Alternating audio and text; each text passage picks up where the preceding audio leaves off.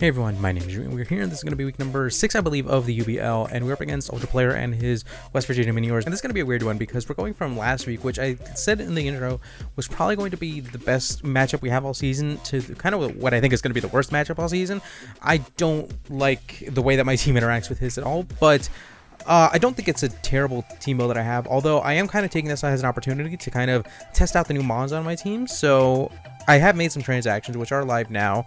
My team will no longer have a Zygarde or a Clefairy, and instead they will be a RIBOMBEE and a Turtonator, and they will both be coming to this week, as well as another mon that has been on the bench for the entirety of the season up until now. And it just kind of felt like a really interesting week to kind of bring it along. But the Cryogonal will be coming this week because he really doesn't have any ice resist. His only ice resists are Cinderace, which is going to be an issue, and the Vaporeon, which is weak to freeze dry. So we're going to try to make something happen with that. And Scarf Cryogonal does outspeed the Zapdos, so maybe we can catch it off guard. Maybe we could do something there. Aegislash is going to be an issue as well, but we're going to do our best to kind of manage it as well as we can. But this is going to kind of be a week of experimenting and just kind of having fun with this team build. It's not a week that I feel particularly confident in, but I do still think that this is winnable, right? And I think that if we do win this one, I'm pretty confident that we can win out the rest of the season. But as bad as this matchup is, I think we have come through worse and won through worse, so I don't think this is unwinnable by any stretch of the imagination. It's just going to be really, really difficult. Okay, and we are here ready for team preview, and there's nothing to it but just to see what that he brought. He has so many options here, but we will see the Zapdos,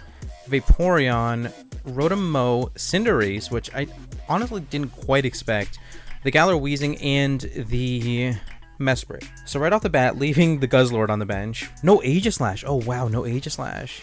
That makes RIBOMBEE really pretty free here. But yeah, no Aegislash, no Excelgor, which is interesting. No Sandaconda, and no Guzzlord. Okay.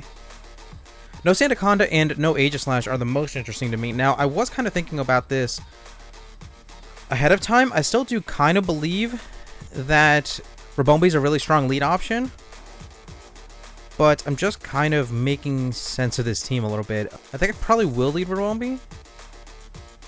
Either RIBOMBEE or the Rotom. But I do think RIBOMBEE makes the most sense here. I don't have a ton of pivoting here, and it's kind of on purpose, right?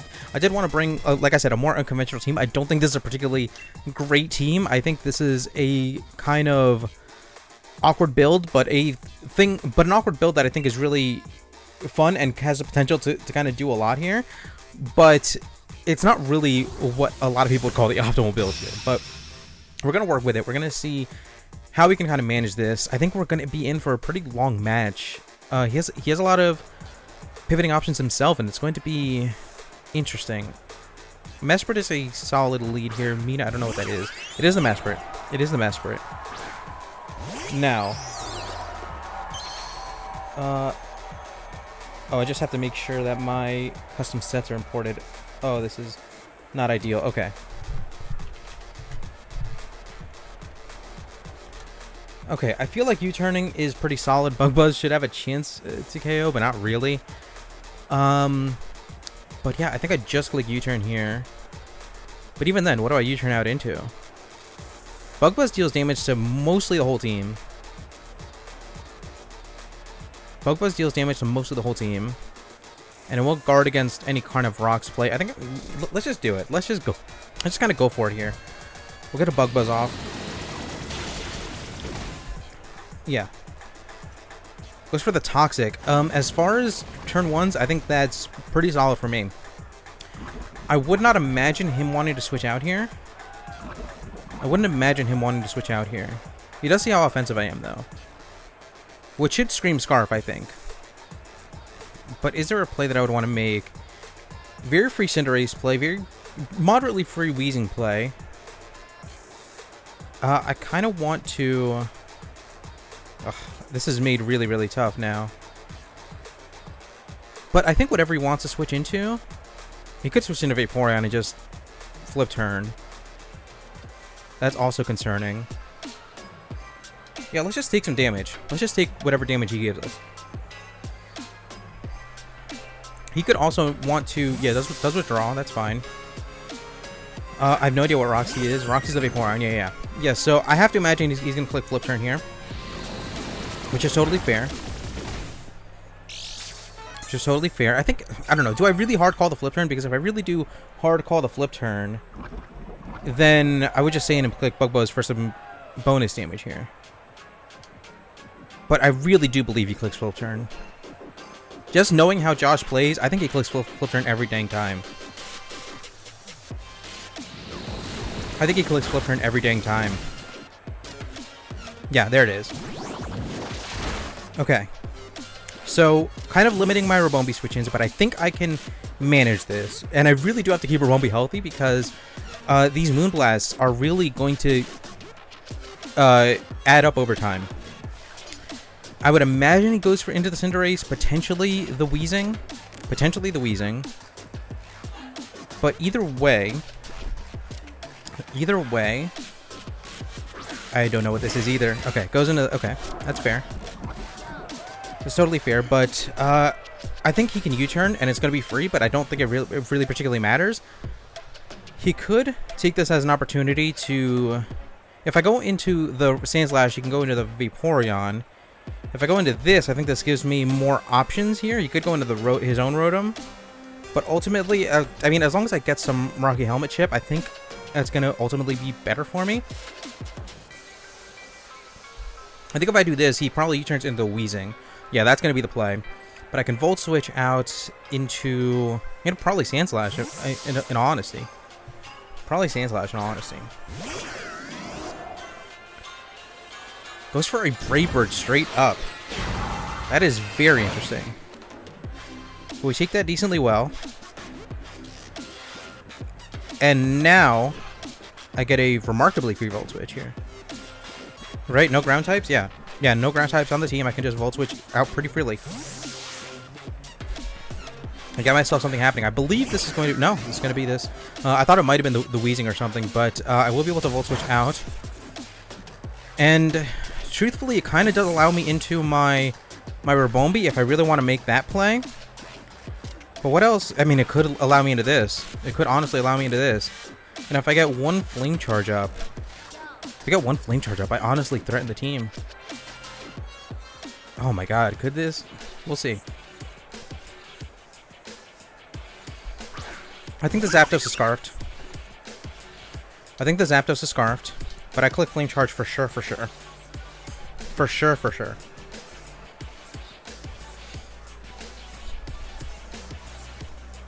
Let's withdraw. I believe we're going to see the Vaporeon, and if we see the Vaporeon, I would have to imagine... Oh, goes into this. Okay.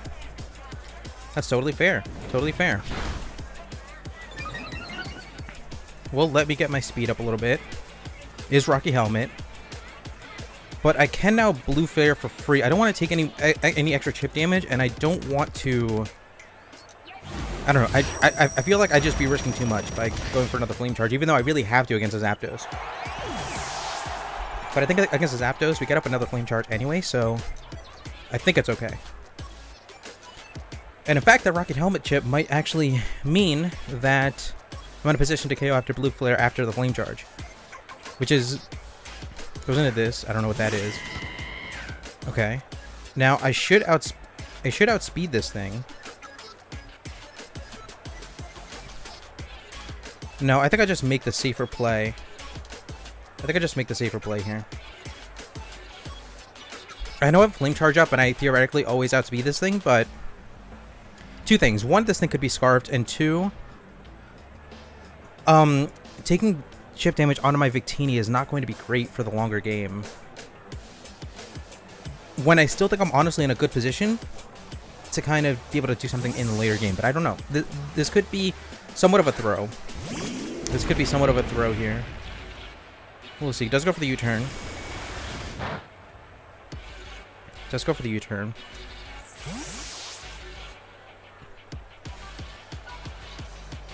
I'd be curious to what he goes into here.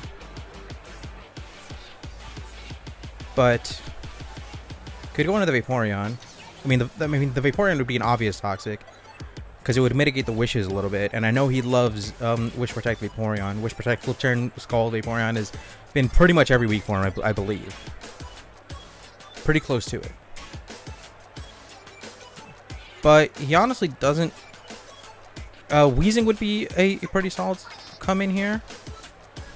but it's not the easiest to tell here. And honestly, I'm in a position where... Yeah, okay. Honestly, I'm in a position where... Is it even worth it to flamethrower? Let me see. Because it feels like any chip damage in this situation is good for me here, right? Because I can give this thing up for some chip damage and ultimately be okay with this exchange, I think. Where is... I mean, I guess we can see here, right? Goes for taunt, that's fair. I did definitely want to...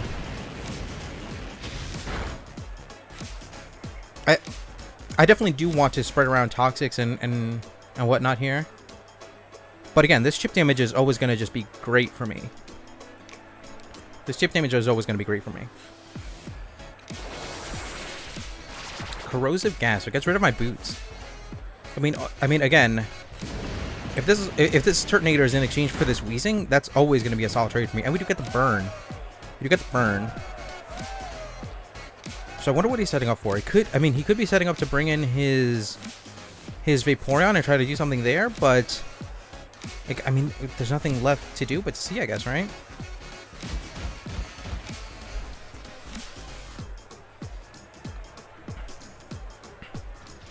And again, even if this means that I'm giving up my Turtonator right now, I don't ultimately think that's the worst thing in the world. There's the taunt, and we can honestly protect here because he might want to Pain Split again. And by revealing the protect, now that we shook off the taunt, this will pick up a KO. So Turtonator does pick up the KO in his first week out here. And with Wheezing and Mesprit down, it opens the door for Victini quite a bit.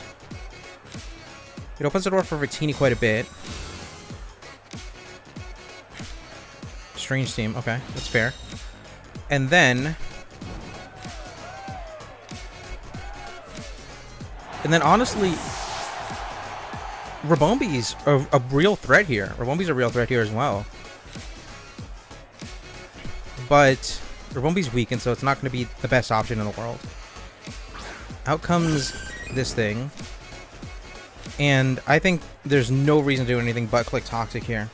I think it spreads around Toxic on his team, or it just mitigates this thing Wish Protecting all the time for absolutely free.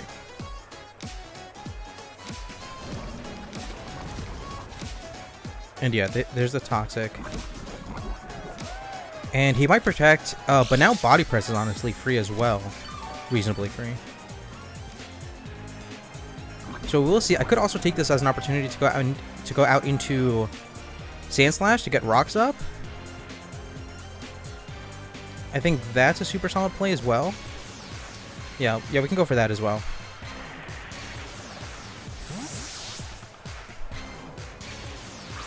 I don't know if he would expect the Body Press, but he might protect just off of the... Goes for the Ice Beam, okay. I mean, that's definitely fair. Okay. It's not great. I'm not even sure if I outspeed this thing, but I guess we'll see. It depends on if he put some speed into this. I expect he would, though. I honestly expect that he would. So we probably will not get rocks up, but at the same time, making any other play that just doesn't make sense here, I don't think, right? I don't have any real resists. I want everything else kind of... Well, Cryogonal could honestly make sense. Getting Cryogonal in for free and then Freeze Drying. Because Freeze Dry hits almost his entire team, other than the Cinderace. And just keeping this thing as a sack, if nothing else, feels really helpful, especially because it does have the Rocky Helmet still. So if the Zapdos just wants to come in and U-turn, push for a little flip turn. Okay, that's definitely fair. Cinderace has to come in here. I think Cinderace clicks U-turn again. I think I have to make the hard read that Cinderace clicks U-turn again. Although do I? I don't know. I think I do make that hard read. Man, but this thing could be so valuable, though. I'm gonna do it. I'm gonna make the hard read. Let's see.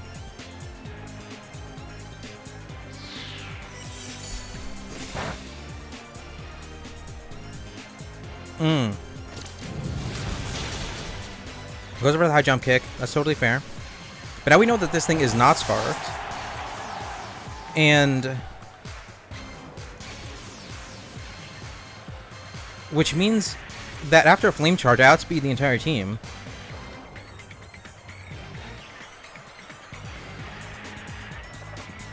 That could have been a mistake. Could have been a huge mistake I just made. I could click Psychic with this. I could... well, I guess if I do this, right, I could lock myself in a U-turn, and it never really... It doesn't get me anywhere, but it also doesn't hurt me, if that makes sense. Because it'll allow me to go into this thing.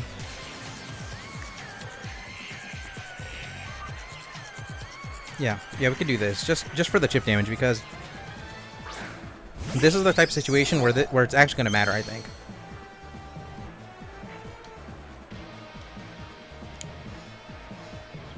He either thinks that I'm sacking this for damage, or he thinks, yeah, or he thinks that I have something that can KO from this range.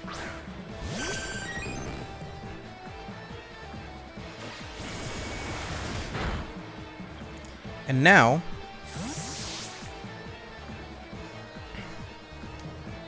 I can do this. I think this is the moment for this. If there was ever a moment for this, I think it's now. If he figured out that I'm weakness policy by now, I'd be blown away. I'd truly be blown away.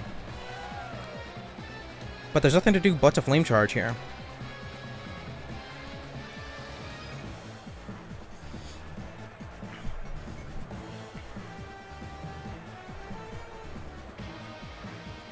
There's nothing to do but to flame charge right now.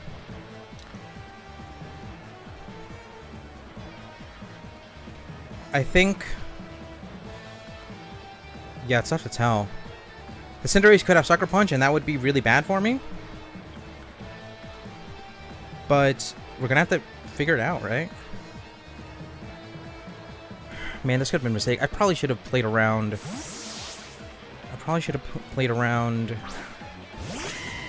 a potential...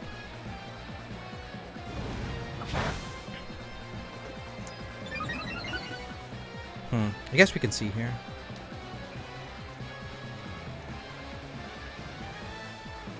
So, one of two things. He either goes for... he either clicks U-turn or Sucker Punch. If he clicks Sucker Punch, then I click Sword Power, right? Oh, this is so scary, but I guess we see.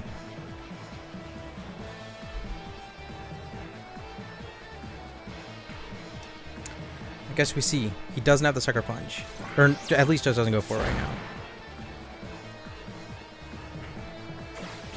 Goes for the U-turn, which is still fine. It allows him to go into Zapdos here.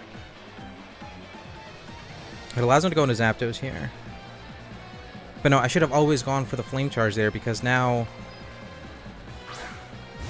yeah. Yeah, okay. So now here's where I stack this thing, and what I try for now... probably U-turn, right?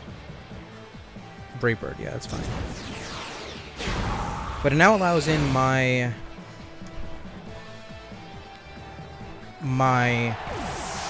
Rotom. Gives me a free Volt Switch here.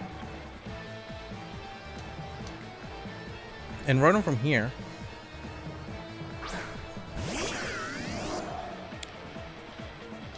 I think I'm misplaying this Victini so much. And it's really... I really should have clicked Flame Charge, right? Because... but then 2 Sucker Punches always does it. But 2 Sucker Punches is always going to do it. So I have to assume that this Cinderace does not have Sucker Punch. Yeah, I did not play this terribly well. But... I think...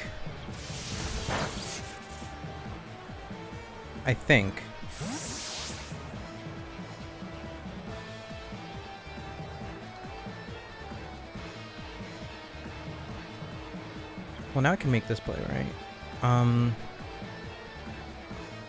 You could expect me to click Flamethrower or just Volt Switches into Vaporeon. I could Body Press.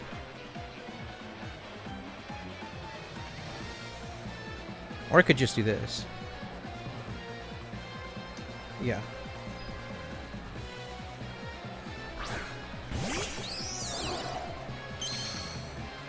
Yeah, I think now he might expect me to click U-turn, so I click Bug Buzz this time. He could go into the Vaporeon anyway, which would be not great for me, but I think at the end of the day, it doesn't matter as much. Does withdraw. We probably see the Vaporeon. We must.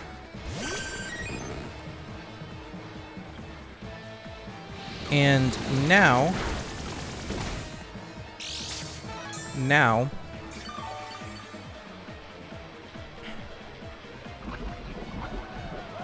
this speed could still honestly win. A little bit less so now, but theoretically it can still win. I think I assume he goes for a Protect here. He either goes for a Wish or a Protect.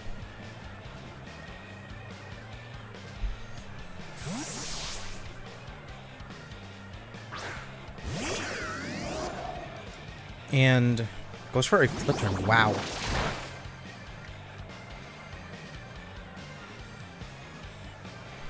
That's totally fair, but his switch ins are not the best. He does have the Rotom still. Rotom could Volt Switch out.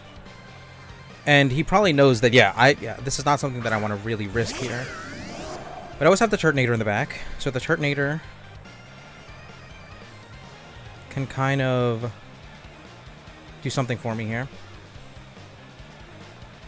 I think the Vaporeon is low enough where a Body Press actually matters here. A Body Press prevents a Wish. Goes for the Thunderbolt, which is fair. He sees that I can take another, so I think I have to Body Press here. I think I have to Body Press, protecting against the Vaporeon coming in. This has to be Vaporeon.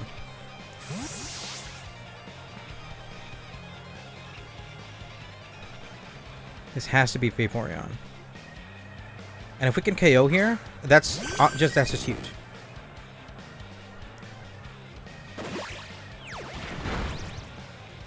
There it is.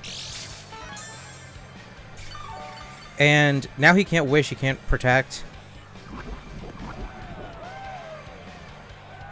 Well, he can Protect, but then he can't Wish afterwards.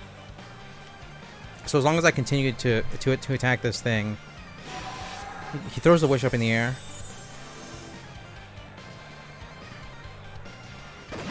This double down situation is going to be really not that great, but I think no matter what, I go out into Victini. No matter what, I go out in Victini. Or no, it's not a double down situation. Never mind. For whatever reason, I thought he clicked Scald in my head, but he didn't.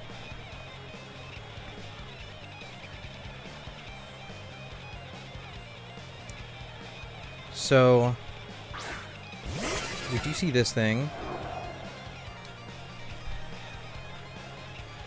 Let me just see. Well, no, he has to attack me here, right? Which means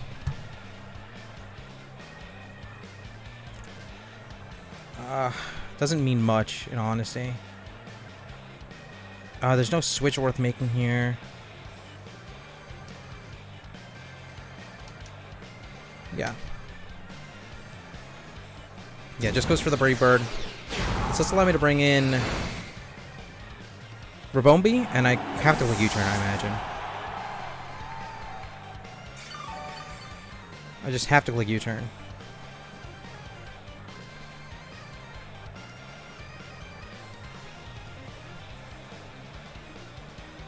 Or I do this. No, this is the better play, right? Yeah, this has to be.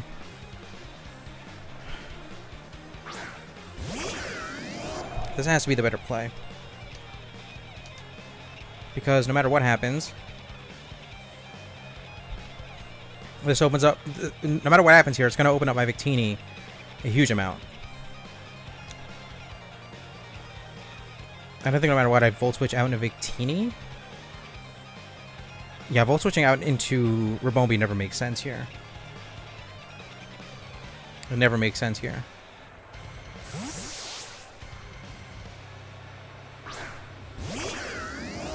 But we should just about be in a situation. Man, if he's been holding a sucker punch out on me this entire time, it's gonna be pretty bad. But at the same time, this is just kind of what we have to do here. It's kind of what we have to do here. Let me see what I'm doing against the Cinderace. Against Cinderace.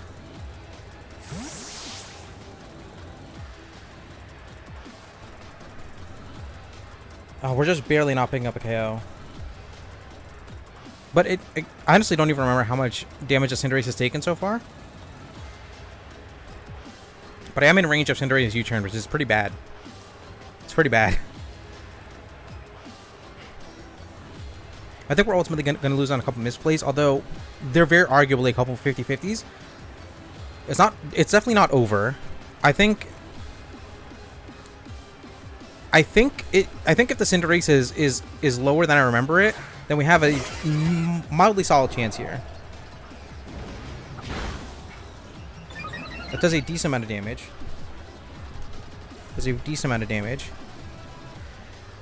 I think he clicks U-turn here. He for sure clicks U-turn here. Which means I always make this play. He always goes into Rotom. He can Volt Switch then. Yeah, it's going to be tough. But he clicks U-turn here every dang time. Do I take a U-turn?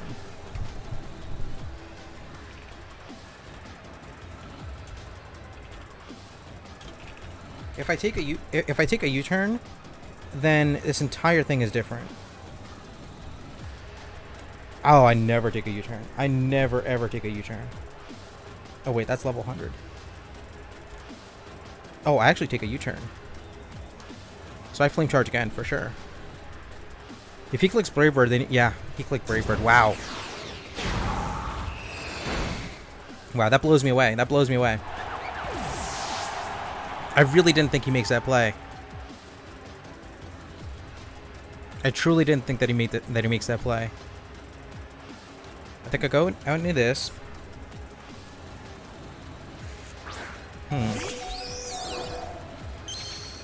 And I maybe click Bug Buzz.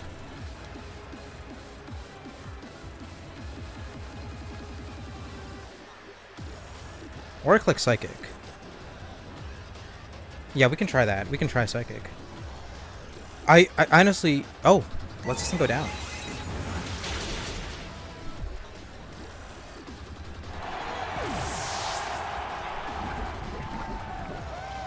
Okay.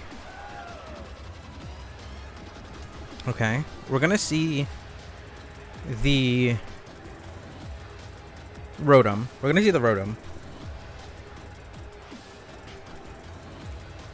I have to go out into my own Rotom, and he could know that, and if he clicks Leaf Storm, then he wins because it's just down to Ribombee, and then Ribombee KOs.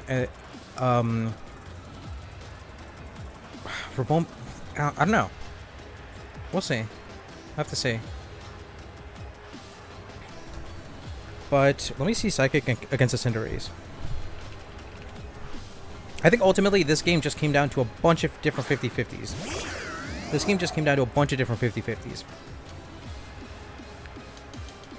And either direction it goes, it could have gone so differently depending on some different plays that either of us make here. It does go for the Thunderbolt, which is fair. It means he doesn't have Leaf Storm,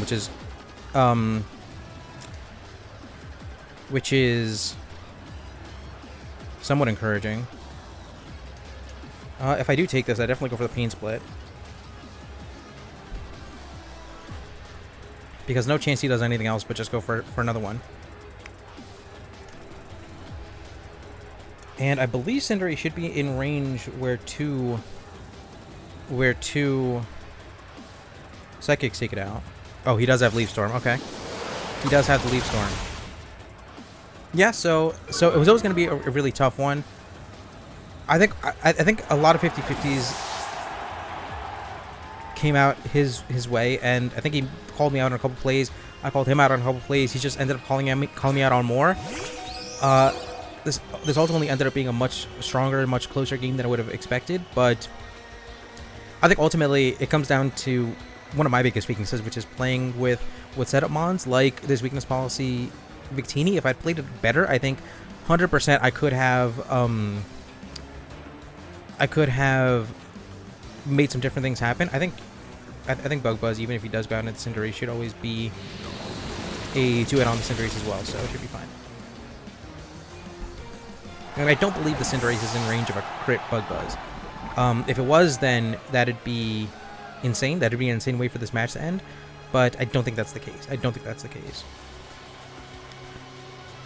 could be lower than I remember. I honestly don't even really... Oh, it is in range of a crit. Oh, no. Could it be? Imagine? It might be in range of a crit Bug Buzz. So I guess we'll see. Oh, he does have the Sucker Punch after all. Okay. So yeah, I definitely don't like the way that I played my Victini, but I think going into this match, I always knew that one of my big weaknesses as a player is just playing with really aggressive setup mons, and I think this Victini was always going to be kind of challenging for me to manage. I think I definitely could have built the Victini better. I definitely could have done some things better with the way that I, played it and put it together, and even just the set that I brought here. But bringing this one to a really close one, it still feels like a really strong game. I don't think there's really much to really feel bad about here. I think, like I said, this is going to be one of my worst matchups all season long, and I think my bench riders really held it down for me quite a bit. It'd be a hugely different matchup if the H/Slash came. It'd be a hugely different matchup if a number of other things went differently, but ultimately that's going to be week 6. Thank you guys so much for watching. We'll be back really, really soon with more weeks of the UBL, as well as more weeks of some other things coming up really, really soon. With that, once again, thank you guys so much for watching, and everyone's